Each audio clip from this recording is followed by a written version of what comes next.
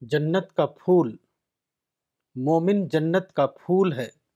اس کی خوشبو دنیا کی زندگی میں ربانی اخلاقیات کی صورت میں ظاہر ہوتی ہے اور آخرت میں وہ مادی نعمتوں کی صورت میں ڈھل جائے گی، جس کا دوسرا نام جنت ہے۔ مومن وہ ہے جس کا لگاؤ آخرت کے معاملے میں اتنا بڑھے کہ دنیا کی چیزوں کے بارے میں وہ بے نفس ہو جائے۔ دوسروں کی طرف سے جب اس کے دل پر چوٹ لگے تو وہ اس کو برداشت کر لے۔ اس کو اپنی کمیوں کا اتنا زیادہ احساس ہو کہ دوسروں کی طرف سے کی جانے والی تنقید کو وہ برا نہ مانے۔ دوسرے اس کو بے عزت کریں تو خدا کی خاطر وہ اس کو نظر انداز کر دے۔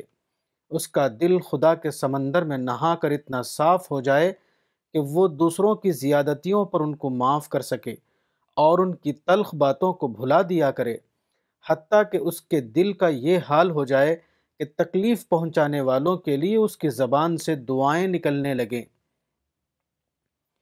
یہی وہ روح ہے جو اللہ تعالیٰ کو مطلوب ہے، اور یہی وہ لوگ ہیں جو آخرت میں جنت کی دنیا کے شہری بنائے جائیں گے۔